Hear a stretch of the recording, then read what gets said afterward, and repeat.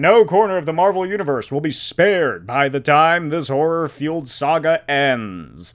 And I'm sure all of the writers working on books that have nothing to do with the Hulk love hearing that sentence.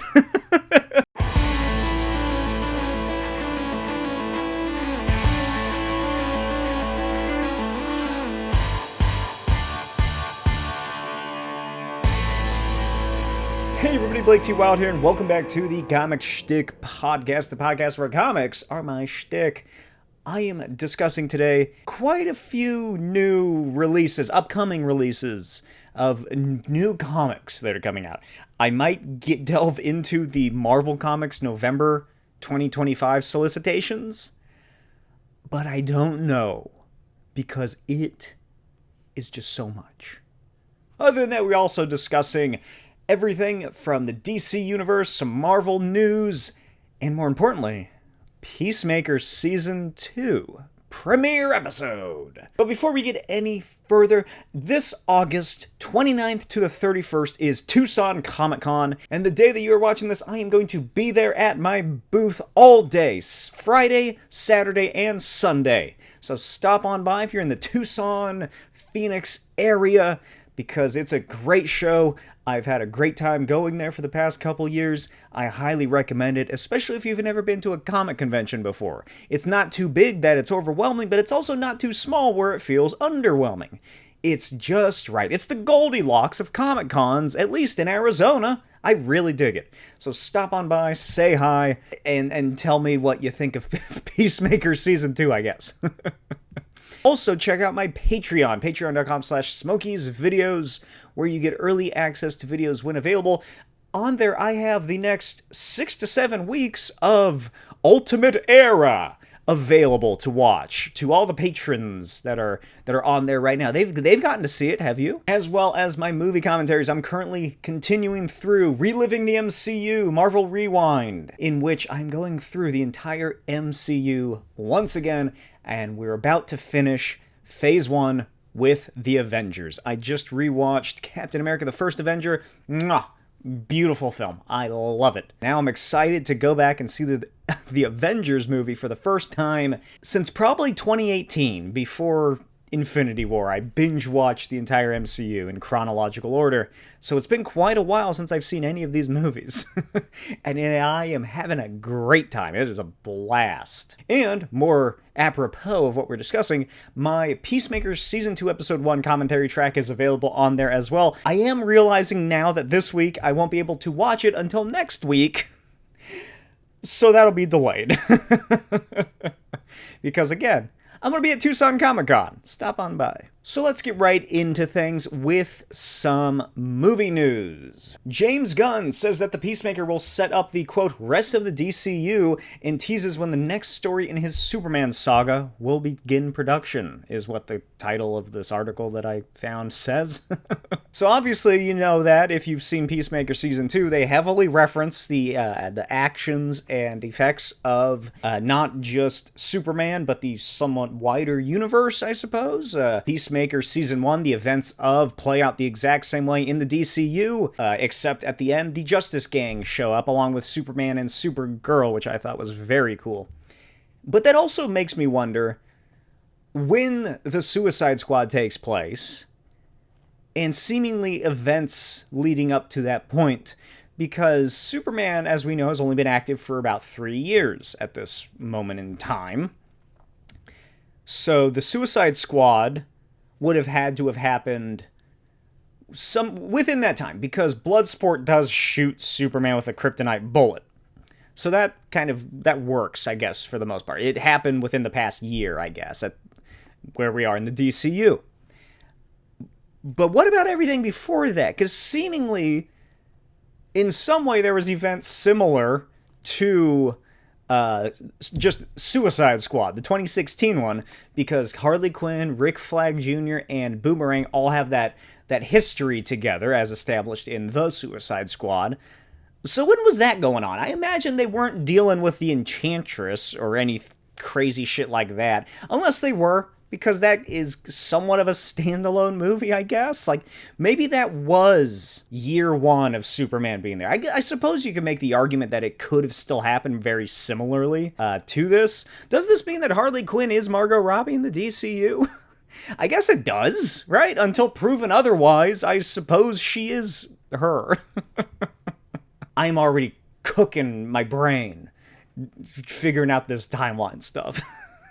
I haven't gotten enough from the Ultimate Marvel Universe. Now I'm doing the DCU. And then there's Blue Beetle that might be in this.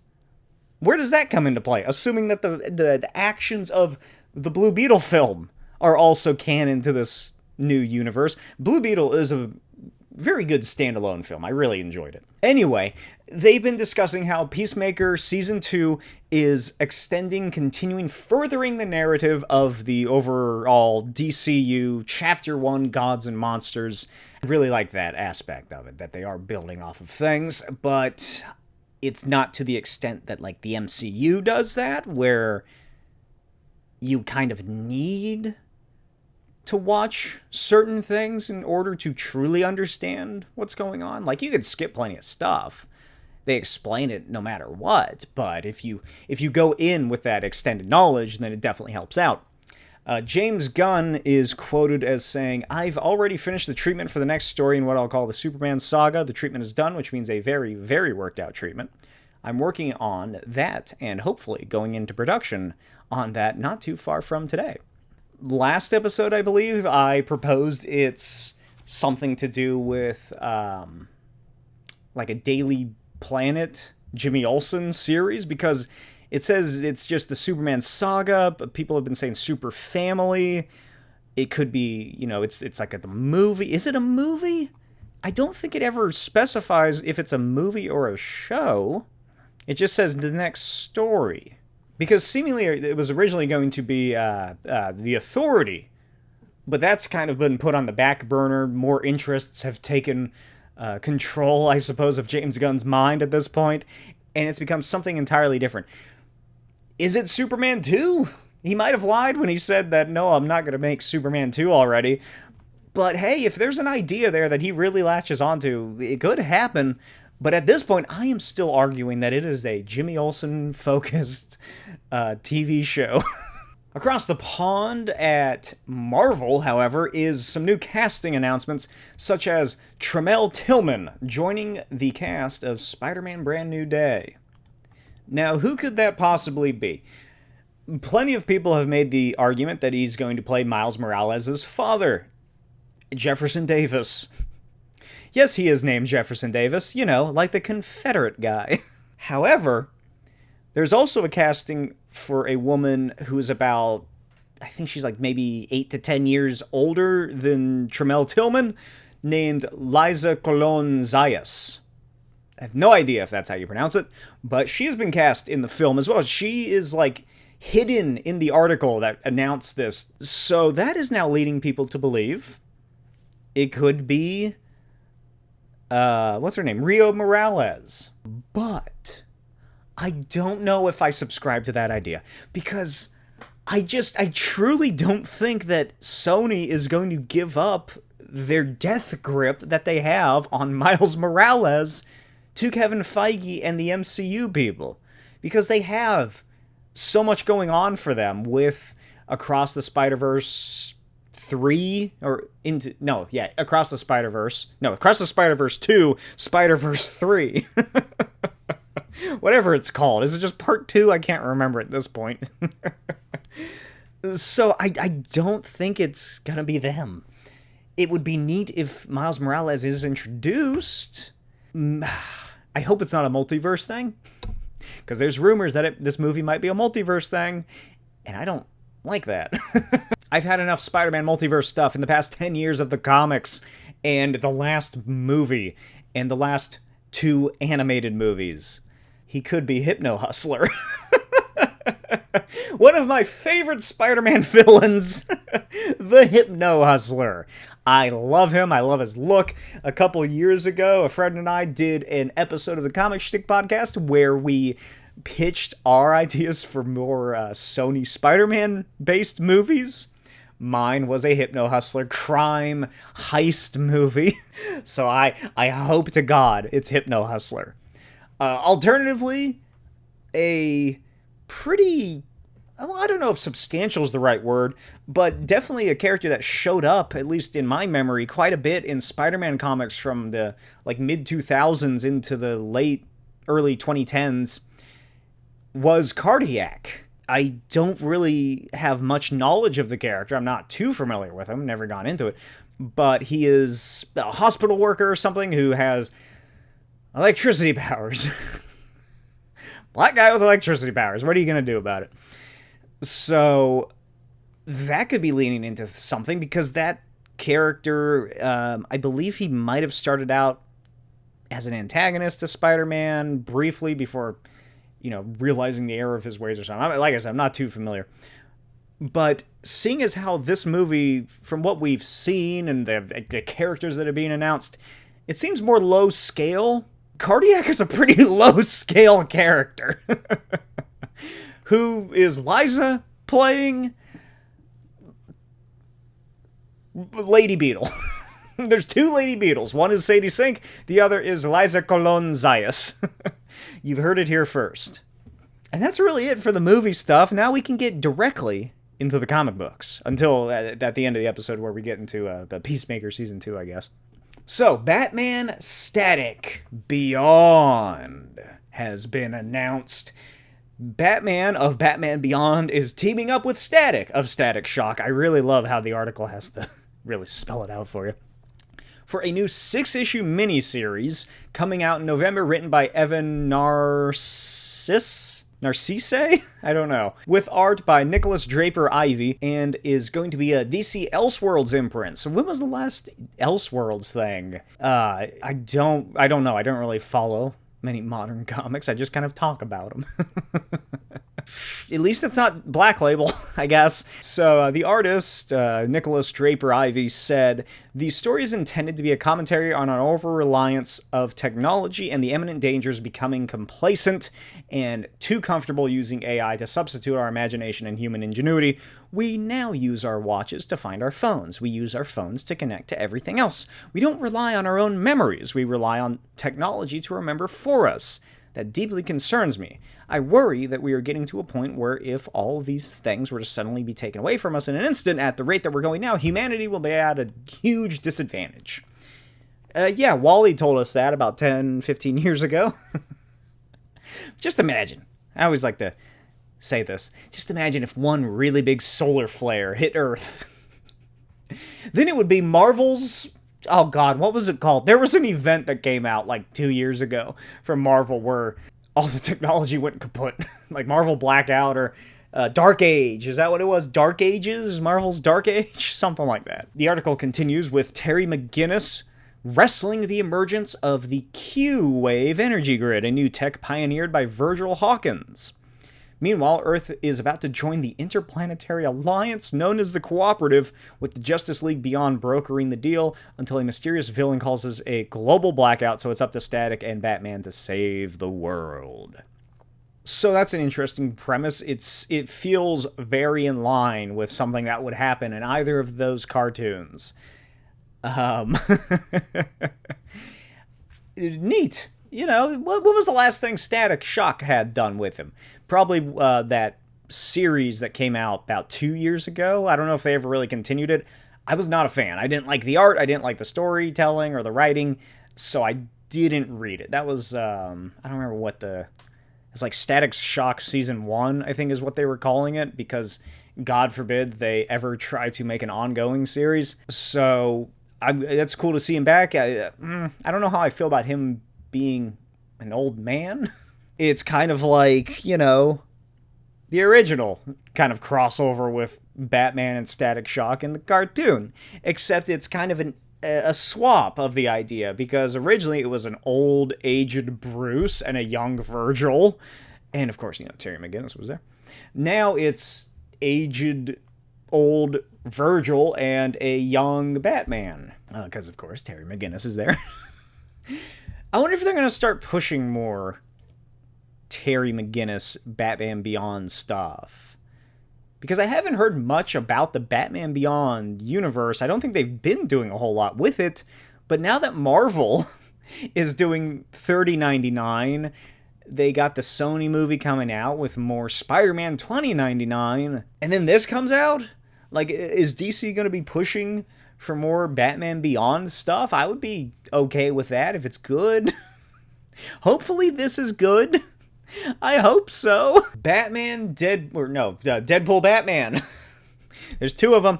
There's Deadpool Batman, which is the Marvel published one, written by Zeb Wells and drawn by Greg Capullo. And then there's Batman Deadpool, which is Grant Morrison written, Dan Mora illustrated. I think you know which one I'm going to be going for the most. So the little write-up is, what happens when the world's greatest detective meets the merc with a mouth? Reality folds in on itself. Archetypes collide. Darkseid is, and somewhere between Apocalypse and Earth TRN 666, a sentient street named Danny hums show tunes about a crusading cape. But DC's Batman Deadpool 1 isn't just a comic book crossover between iconic publishers. It's a metaphysical car crash between two storytelling philosophies. One character broods in the shadows of trauma and justice, the other cartwheels through chaos, breaking the fourth wall and occasionally the laws of physics. Together they're forced to confront a threat that doesn't just endanger their worlds, it questions their very existence as fictional constructs.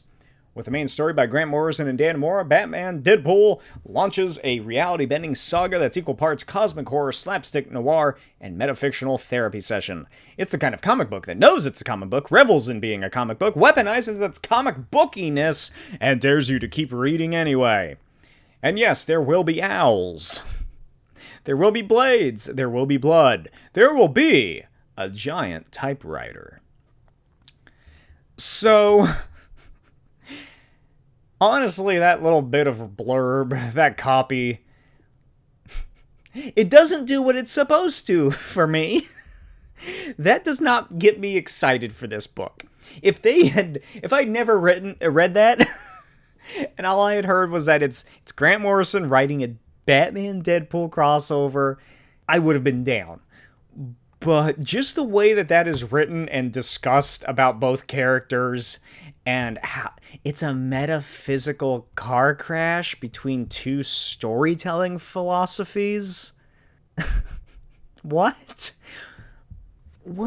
I don't like it. I don't like how this layout. As I've said before, I'm all for hyperbolic announcements for comics. But this one just does nothing for me. One character broods in the shadows of trauma and justice, the other cartwheels through chaos, breaking the fourth wall and occasionally the laws of physics. Is that Batman that they're talking about?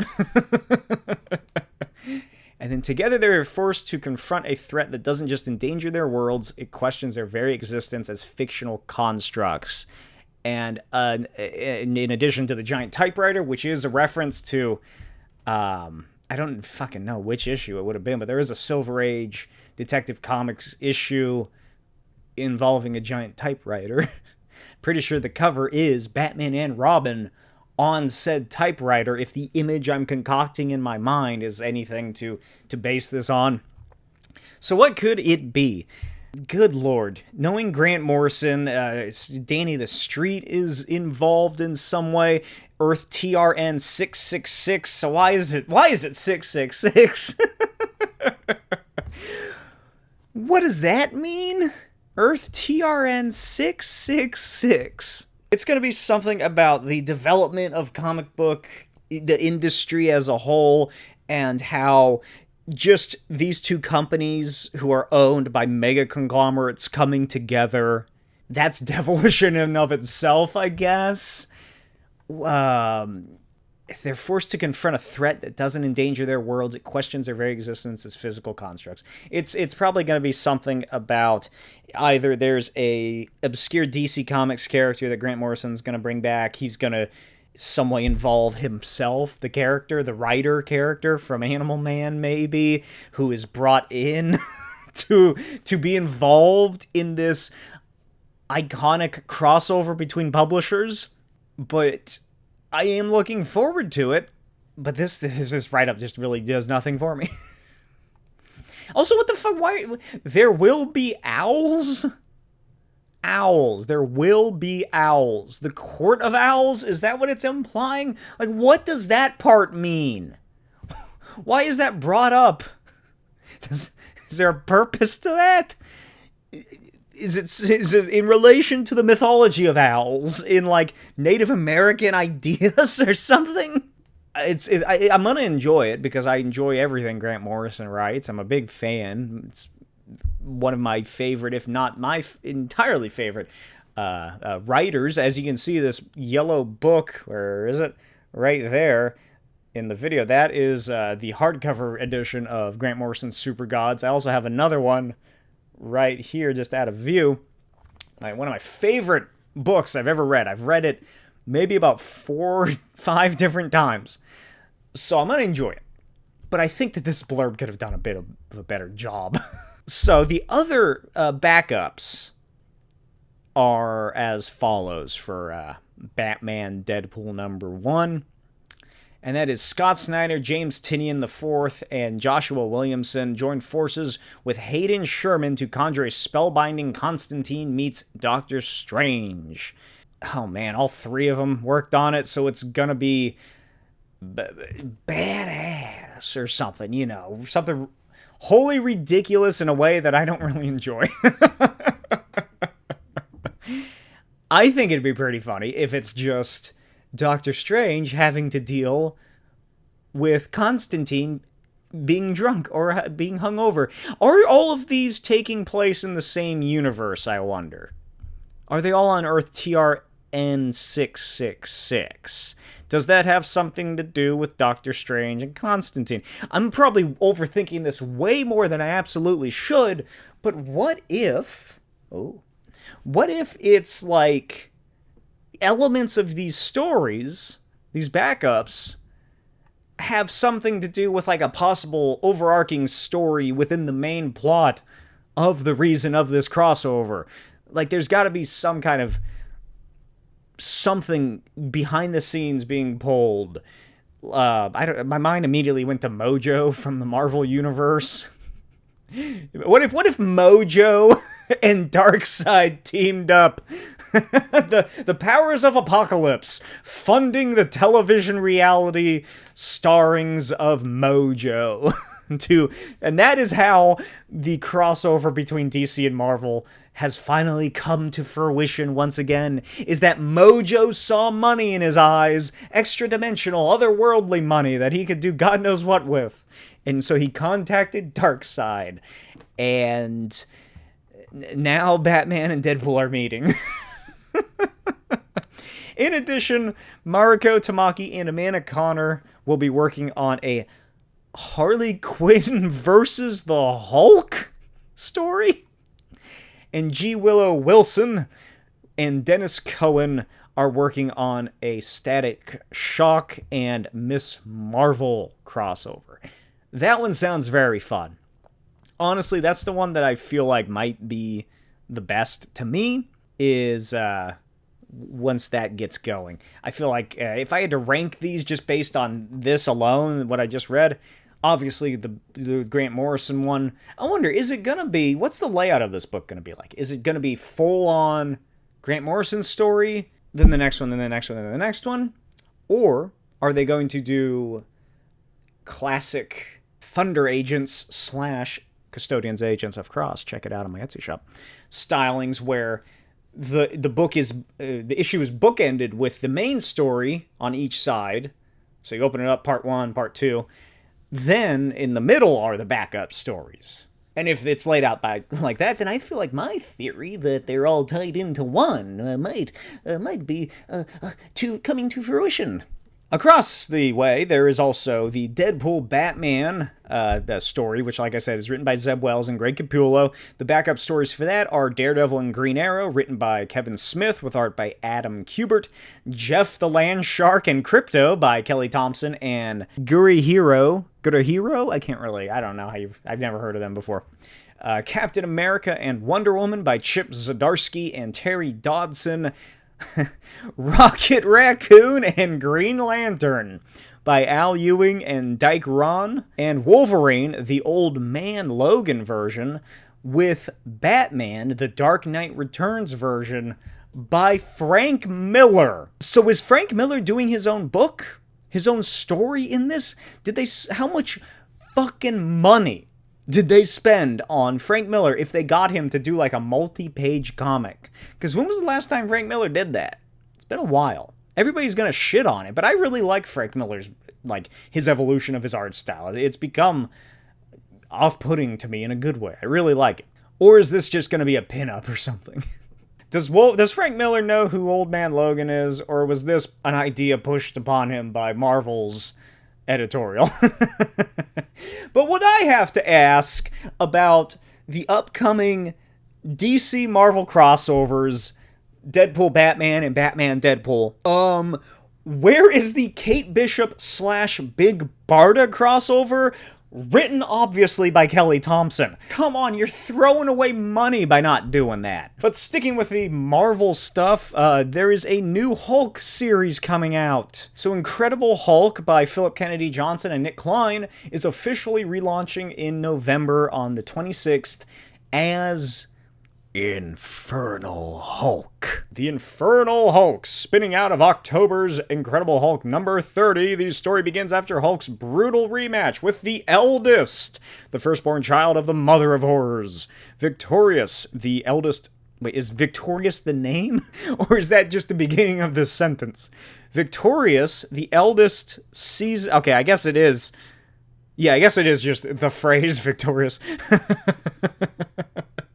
So eldest is the name, I guess. Victorious, no, because it says the eldest, so it's a title. Victorious, the eldest, seizes its control on Hulk's body, transforming into the unstoppable Infernal Hulk and igniting a new age of monsters that threatens the entire Marvel universe. Sure it does. Their goal, plunge the world into ancient horrors by turning Earth's heroes into nightmare creatures. Meanwhile, a powerless but determined Bruce Banner will stop at nothing to bring them down. Cool. Here is a quote from... Philip Kennedy Johnson saying, "I've been promising Hulk fans the biggest, boldest status quo change in Hulk's history, and that time is finally here. The next few issues of The Incredible Hulk give fans all the answers they've been waiting for about eldest, and, well, here it's said as a name. And the Mother of Horrors, and Infernal Hulk is the beginning of a terrifying new normal, not just for the Hulk, but for the entire Marvel Universe." The article continues, "Billed as the boldest status quo change in Hulk's history since the last one, Infernal Hulk promises bigger, deadlier threats than ever before, with monsters whose origins reach back to the very foundations of the Earth." I assume that means the Jack Kirby stuff. Remember probably almost 10 years ago when they did Monsters Attack or whatever? And I think like the Mole Man brought out all the monsters. Kind of sounds like that. Just a little more devilish, I guess. Johnson teases that no corner of the Marvel Universe will be spared by the time this horror-fueled saga ends. And I'm sure all of the writers working on books that have nothing to do with the Hulk love hearing that sentence. For the inevitable Infernal Hulk event crossover. Oh yeah! I do have a picture of him here. I do like the design. It's very Frankensteinian. Frankenstein Monsterian. It's ridiculous looking, but I do kind of like it. It's Hulk split kind of down the middle. It's very jagged by that glowing green energy that is, we saw in the Immortal Hulk. God almighty, did the Immortal Hulk change Hulk comics? And then Donny Cates came in, he was like, "Hulk's now a spaceship." And then everybody was like, "No, Donnie, that's not what we want. We want more horror Hulk." And now we get in this. But I do like the design. Especially the fact that Hulk, he looks like one of those stage acts where it's a man split down the middle in his clothing and makeup, and like on one side he has long lady locks and like half of a dress, and then on the other it's a suit and he's done up to look like a true gentleman, and he just turns back and forth to sing the parts of It Takes Two. I doubt I'm gonna read this. I don't think I am. I can't keep up with modern comics. But if I hear good things about it, I guess I'm going to have to check it out. It is insane that it got to 30 issues. Is that 30 issues all Philip Kennedy Johnson and Nick Klein's? Because it kind of sounds like it based on this article. Or is that counting like the Donny Cates stuff? Because 30 issues is like 2.5 years of books, which is already stupendous to be done. But of course, the sales must have been lowering, and Infernal Hulk has to be relaunched. That's not the only character getting a big relaunch, though, because it's Doctor Strange's time to have something interesting happen to him. Last I read Doctor Strange comics, Clea was the Sorcerer Supreme, and I really liked that series. I didn't finish it, but I really did like it. No longer the Sorcerer Supreme of Earth, Stephen Strange embarks on adventures in Asgard and beyond this December in Doctor Strange, a new ongoing comic book series by acclaimed writer Derek Landy of Infinity Watch and rising star Ivan Fiorelli of the Fantastic Four. Following Thor's rebirth as a mortal in Al Ewing and Pascal Ferry's newly launched Thor, Asgard's connection to Midgard has been shattered, leaving Strange with no way to return to Earth. Instead, Strange teams up with Angela. Remember Angela? For a true journey into mystery across the other realms, armed with new abilities and weapons thanks to his growing proficiency with Asgardian magic, Strange will discover the wonders of these otherworldly realms and what they truly have to offer, along with the ancient threats submerged in their mythologies. Get a glimpse at some of the new faces Doctor Strange will encounter in his quest from the royal family of Heaven, Heven. There's also a Doctor Strange number 450 one-shot, which is apparently a prelude to the story that sets it up. He becomes the Sorcerer Supreme of Asgard. Strange has lost his chance at redemption and revenge against Doom when Loki murdered Thor, cutting Midgard off from the other 9 realms. I haven't read these books leading up to this, so I don't know. I really do need to get into Al Ewing's Thor run. But I just haven't. I don't know. I just haven't yet. With No Way Home and few allies remaining in Asgard, Strange travels to Alfheim to investigate an emerging crisis, but in an unfamiliar land, can Strange prevent elves and angels from going to war over a mysterious coffin? Are we sure this isn't a Hellboy comic? Maybe with some help from Heaven's own Angela. Why is it spelled like that? Why is it not spelled with an A? Or did this article just misspell it, or is that how it's typed in the actual stories from Marvel? I don't think anybody's going to be coming knocking at your door, Marvel Comics, about using the word heaven. Was it them trying to make it seem Nordic by getting rid of the A at the beginning? Overall, I'm not a fan of it, especially the new look. As George Lucas said when he saw some of the concept art for Anakin Skywalker in Revenge of the Sith, it's too much. He has this crazy collar/shoulder pad thing with just the weirdest thigh-high wrappings that looks like a dark version of Walt Simonson's rendition of Thor that really throws it off. There's so many colors being used, too, that it just doesn't feel very uniform. I guess that's the point, is that it's supposed to be this cobbled-together outfit, but it looks like an actual cobbled-together outfit rather than a cobbled-together outfit for a melodramatic comic book story. I'm not a fan.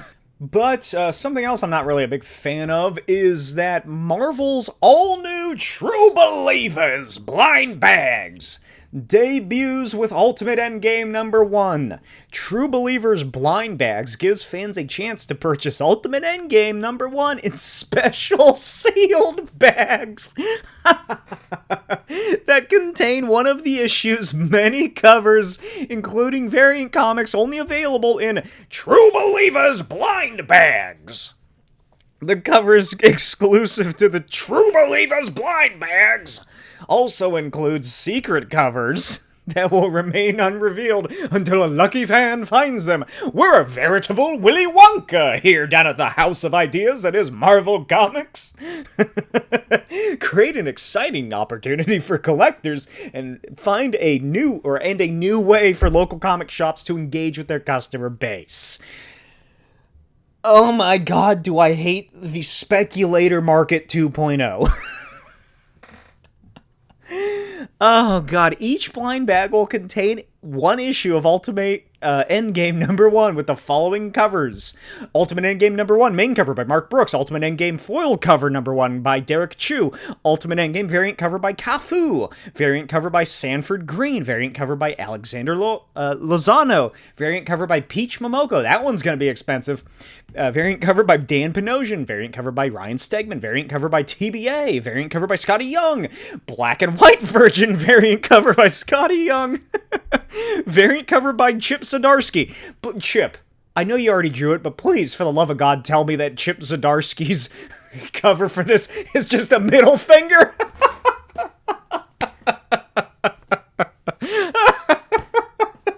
A blue-lined blank variant cover? What? What does that mean? Blue line blank variant cover. So if you're not aware, if you're not familiar with comics, here's actually some of mine right here. This is my blue graphite lead stuff that I use for my comics. It's brittle as a bitch, so it breaks all the time. But the reason for blue line is the fact that when, in olden days, when they actually had to take a fucking picture of a comic page, it wouldn't be picked up. Nowadays, you can just scan it completely in Photoshop, get rid of the blue values, and bing bada boom, you only have the black inked values left. So that's why when I do my comics, I only draw in blue lead and pencils, because I don't have to erase as much. I'm not going through and ruining the inks, erasing the pencil lines underneath. I don't have to worry about it once it's done. So what does this mean? Ultimate Endgame #1 blue line blank variant cover. A blank variant cover is just what it sounds like. Typically, it's just the logo. And just a white area for you to, like, you know, you can buy. It's a neat idea. It's honestly my favorite of, like, the variant cover hype market, because that means that you can buy this comic and then you can take it to, like, a convention, or you get an artist commission, and they can draw something on it. And it's like an original piece. It can be related to the comic. Sometimes it is, sometimes it isn't. But it's a really unique idea. So what the fuck does a blue line blank variant cover mean? Is the logo in blue line? So you can practice your tracing and inking skills on the Ultimate Endgame? Practice your lettering, I guess? Or is it a blue line of the cover by Mark Brooks? What does that mean? Anyway, continuing on. Well, no, because here's the Virgin. Oh, wait, no, this is the Virgin variant cover by Mark Brooks, available only in the blind bag. So Virgin variant cover means there's no logo. Virgin variant cover by Peach Momoko, available only in blind bag. Ultimate Endgame #1 homage cover by Stonehouse, available only in blind bag. I don't know what that means. Homage to what? The Avengers poster? And rare secret variant covers by surprise contributors found only in the blind bag that will remain unrevealed.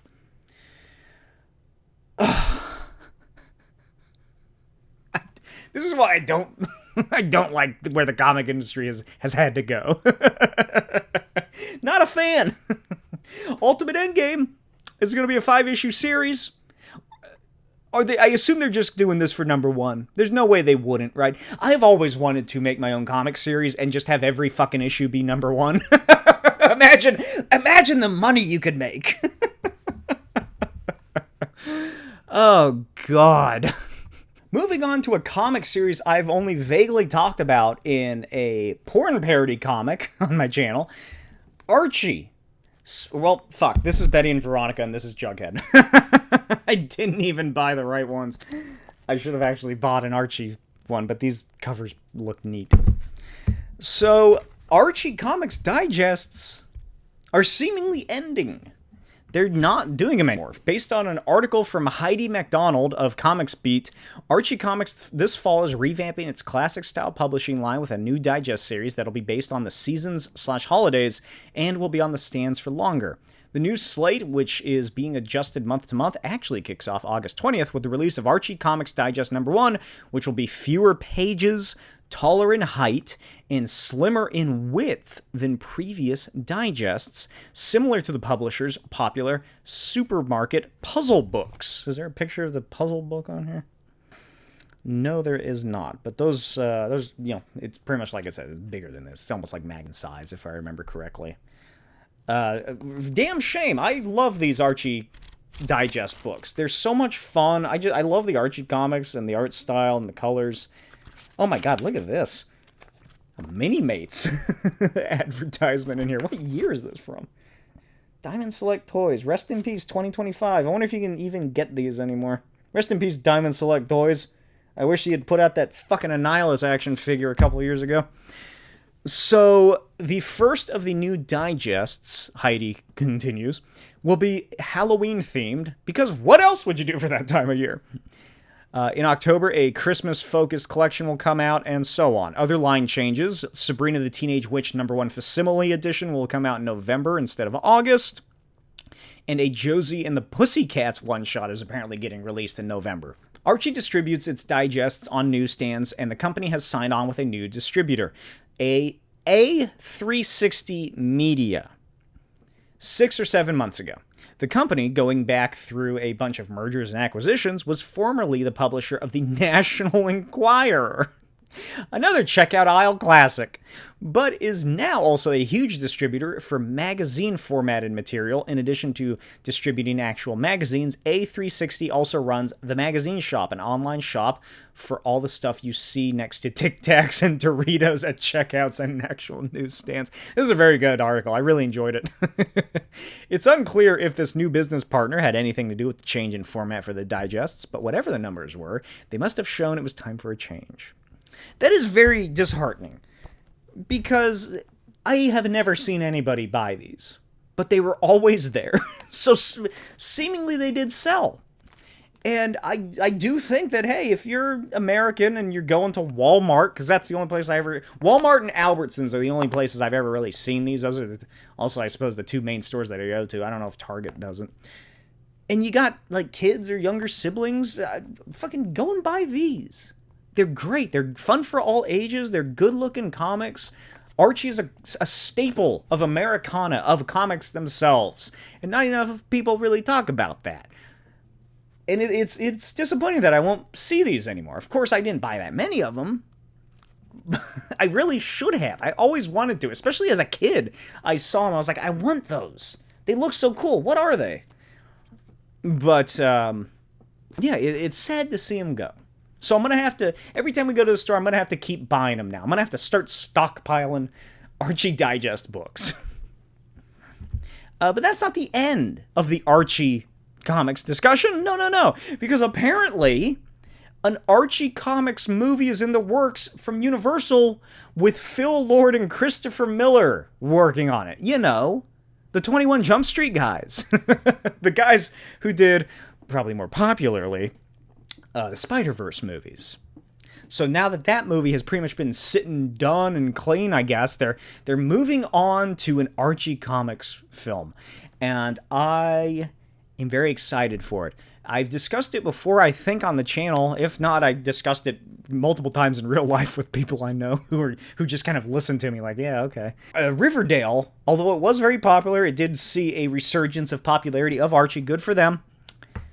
I feel like there was a very missed out option because they made it so modern day. They should have done full on, out of time, anachronistic 1950s somehow meets the 2020s. They got cell phones, but also the TVs are black and white, and everybody drives white wall tired shiny cars that are built like bathtubs.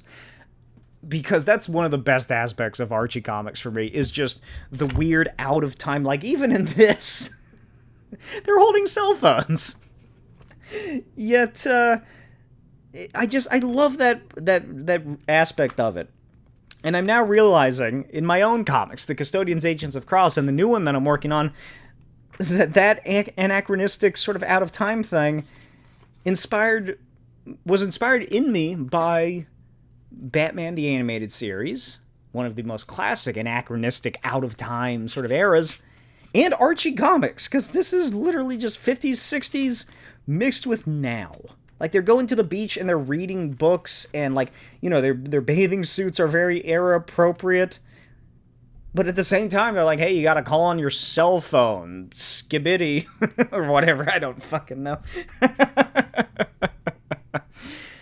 But, yeah, I'm looking forward to it, especially if it's animated. God almighty, I hope they really go all out and make it look just wholly unique and totally original and animated. And our final little bit of news before I discuss Peacemaker is Lego Batman Legacy of the Dark Knight was announced and then quickly given a teaser trailer, and then quickly after that, a however long gameplay footage of it. This looks insane. This is a Lego game with Arkham-style combat. Adapting Batman's chronology, his career, using the basis of the live-action movies. Somehow, I don't know how, but I fell down a rabbit hole on YouTube of finding YouTube channels that discuss in length the chronology and the timelines and the histories of the Lego Batman DC Universe characters. And it's riveting. But I imagine there will be some maniacs trying to make this work, but seemingly this has nothing to do with those previous 3 Lego Batman games. The characters look totally different. It just would make no sense otherwise if they looked like, or if it was set in that universe. Seemingly, this is some kind of Lego-esque reboot of the Lego Batman franchise, because it's like the Batman, the Christopher Reeve, the Matt Reeves one. And that's supposed to be like the early years. Commissioner Gordon's there. He looks like Jeffrey Wright. The Penguin is there, but he kind of resembles like a comic penguin mixed with almost Danny DeVito's Penguin.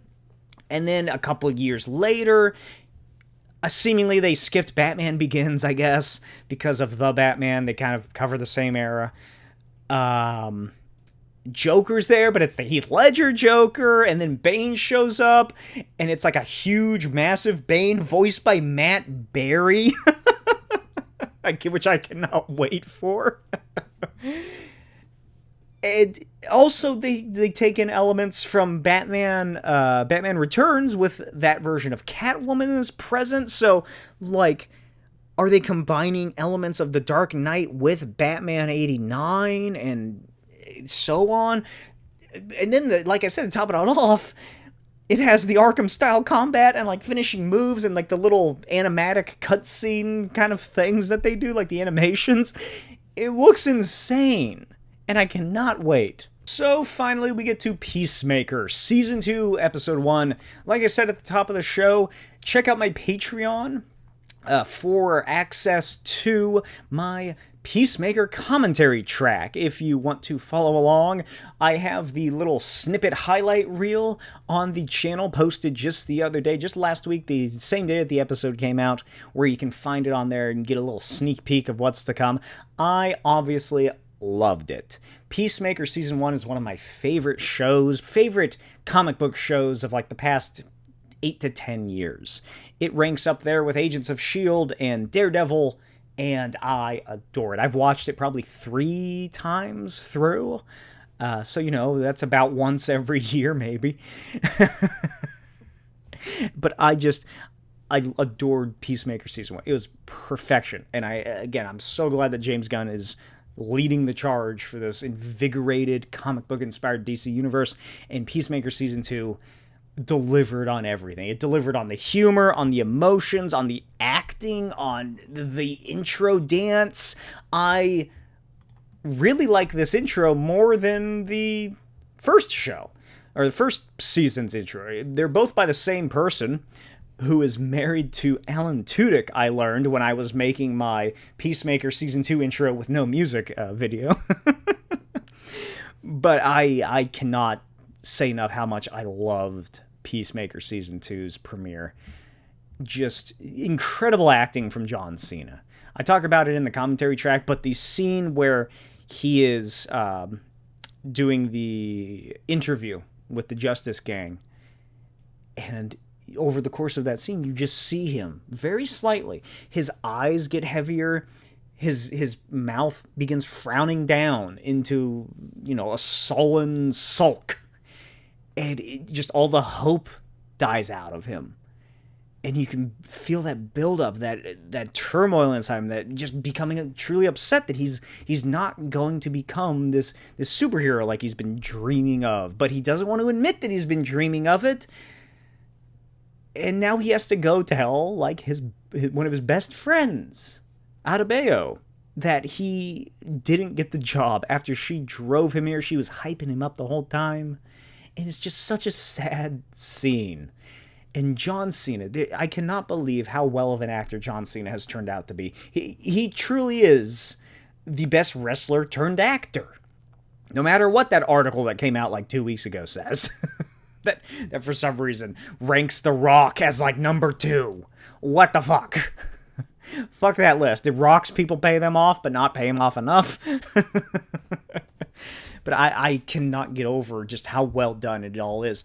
And Harcourt, oh my god, she's great in it.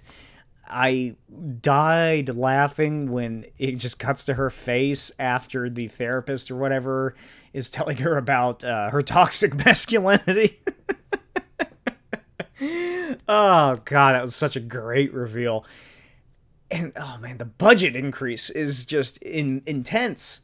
I love that James Gunn keeps going back with these suited creature characters too, like whatever that alien guy is. I can't wait to see more of the Doors, the weird warehouse common area of the apartment complex of the multiverse that's going on. Obviously, spoilers, by the way. What else do I really have to say? I got a big one that has turned out to be kind of controversial with people I've discussed it with, but I don't really know what else. I just can't wait for more because I know it's going to be spectacular. And oh my god, I need it. I need to see more, and I'm so upset that I have to wait until Monday to finally watch it. Because I want to see it. I want to see it so bad. But fantastic. So well done. So incredible. What am I thinking of? My biggest issue, though, that I raised... So on the commentary tracks, on the Marvel ones, on the Peacemaker ones, I do like write-ups and reviews and overall thoughts and everything. So I go into more detail there if you want to see more of my stuff on what I'm thinking. But my biggest issue with this show so far, my biggest issue with Peacemaker Season 2, is what is happening in the alternate dimension. Why is it so happy? I personally want it to be a case that this is just a world where Augie isn't a terrible person. But I can't help but get rid of the idea that it's just going to be the overused idea and trope of a utopia with a dark secret. And as I think about it more and talk about it and replay the scenes in my head, I've come to the conclusion that I as much as I hate to say it, I think that the big reveal is going to be something along the lines of, this is a universe where white supremacy reigns supreme, the Nazis are in charge, they won World War II, or like the Klan is in charge of America. It's America with a K or 3 Ks. It's America Gaga. And maybe that's why their Bloodhaven is pronounced Bloodhaven. That sounds pretty German to me, don't you think? And god damn it, that seems like such the obvious way to go with it. That if it truly is what the reveal is, I'm shocked that James Gunn did that. Because usually he's quite good about subverting ideas and where the story's going and all these expectations he might have and all these theories. I'm still angry that old neighbor man isn't Mixie's Pitalik, James. I know you're watching. But I so desperately don't want it to be just another, here's the dark secret that makes everything okay. But the final two nails in the coffin were, one, thinking about the reason that Bloodhaven is pronounced as such, and two, the fact that Peacemaker's alive brother Keith is apparently named Captain Triumph. You know, like of the Will. Triumph of the Will, if you're unaware, was a film screened by Woodrow Wilson in the White House, but it was also a film following the triumphant efforts of the Ku Klux Klan. And his suit is very militaristic. It looks like a tricked out Ford pickup truck with the Confederate flag painted on the side that you would see fucking going down to the range and firing goddamn flaming arrows from a crossbow on the bed. So as much as I don't want to admit it, I do think that is what the big reveal is going to be. And if it is a big reveal, I don't know. Is it that obvious that it would just be revealed very quickly? And it's something that, like, if it is revealed to be so, then it would have to be done. I don't think he would do it like, ooh, there's a secret here. What, build up. A couple episodes. If anything, it's built up in the next episode, and then by the end, it's like, yeah, we call black people the N-word, and white people reign supreme. Chinese are our slaves. You know, stuff like that is at the very end, and then it ends on Peacemaker's face like, oh, shit. But then you are allowed to play into the inner turmoil that Christopher Smith is seeking, which is such a great and well done aspect of that first episode, is just how lost and without purpose he is in his just overall depression and everything like that. So then he has to kind of, I don't know how well this would be taken by audiences, but you could do the whole, he's willing to look past that part, to have a happier life, to have a purpose, and become a peacemaker that is loved and adored by fans.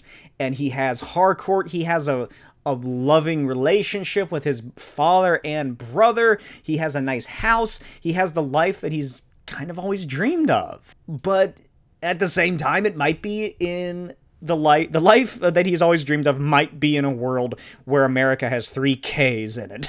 And honestly, I don't see that happening, especially after the evolution that Peacemaker took over the course of the first season. I really don't think that he would entertain that idea. I mean, maybe for a little bit, but I don't think it's something he could bring himself to run with, especially since he's really come to accept himself, to accept who he is. You know, like when the orgy happens, because, you know, Peacemaker's bisexual energy Peacemaker, but in that first season, you know, he dwindles down when his father brings stuff like that up, and he kind of goes back like a hit puppy, pretty much. But over the course, he grows stronger. He becomes more powerful, soul and physically. And I don't think that he would follow that lead, that veritable carrot on a stick that far. There's also the idea, hey, maybe it's like an interdimensional imp. Had something to do with this. Why does James Gunn keep mentioning those imps, huh? I don't personally think anything's going to come of an imp, even though I would love it if the neighbor is Mixie's Pitalik. I don't, but I hope it's not something I just said. I really hope it's something no one has even thought of or suggested online, and James Gunn just comes tearing ass going full hog on the audience with Peacemaker Season 2. Because, oh my god, it is such a great show. And that's really my biggest discussion point that I've had. That's all I've been really talking about with people is like, what's going on in that alternate reality where Peacemaker looks like classic Peacemaker? Because everything else I loved. I loved Harcourt's story, where she has been blacklisted and is spiraling out of control, just like Peacemaker was at the beginning of Season 1. The similarities are very close to each other and how they're behaving and what's happening to them. I like Chris's storyline, where he's dejected, he's dissolving himself from this world as we speak. Adrian is bothering economists. Playing or hold his phone up so he can hear owls. I think that was my favorite gag of the episode. And who else? Rick Flag Sr., we got more of that going on. You know, he has his vendetta against Christopher Smith, but he can't really do anything about it yet. So he's looking for that one little slip up to be like, all right, that's it. We can finally fucking get this asshole who killed my son. So that'll be an interesting play. And then we do know that the characters do learn that Christopher Smith goes to the alternate reality. He has the dimensional doorway. Vigilante probably reveals it to him because he's the only one that really knows what it is. Kinda. And then the task force from Argus comes searching after him. They do stuff. I wonder what other realities we might see in, like, just the causeway of that warehouse. Because like I said in the commentary video, it's kind of just a communal space, like in an apartment with a bunch of different roommates. Which is so fucking funny. Because that means that those other multiverses have existed there seemingly since this place was built. And none of the Peacemakers have seemingly gone that far. Except for the one in the alternate reality, the classic verse, as I called it in my post on Patreon, where he was playing with interdimensional imps or something. But none of them have gone into other doors that are clearly other Peacemakers' houses. What if there's like a council of the White Dragons or something happening in there? Like, what else is going on? I really want to know what else is going on in that subspace vacuum outside of reality that looks like Bruce Wayne's training warehouse from The Dark Knight. Let me know what you thought in the comments below. What are your thoughts on Peacemaker Season 2? What are your thoughts on the Batman Deadpool, the Deadpool Batman? Which of those two books are you looking forward to the most based on their contents? Infernal Hulk, Doctor Strange, all of the upcoming Marvel stuff that we discussed. What do you think James Gunn is working on for the next Superman-related thing?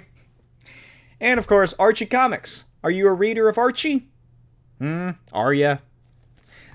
So, as always, check out my Patreon, patreon.com/Smokey's videos, and my Etsy shop, blaketywilde.etsy.com, where you can purchase any comics that I have made, physically, of course, and every purchase comes with a free head sketch of any character of your choosing.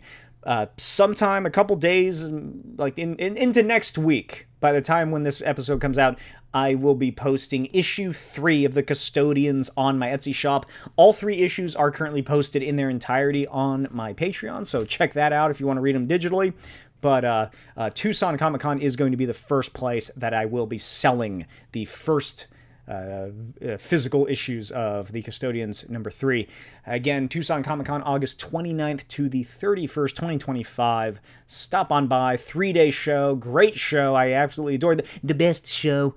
And what else do I have to say? Follow me online. I got the TikTok, I guess. I got Instagram, Blue Sky, Treads, YouTube, Smokey's Comic Vault. Follow me on there as well for more Ultimate Era.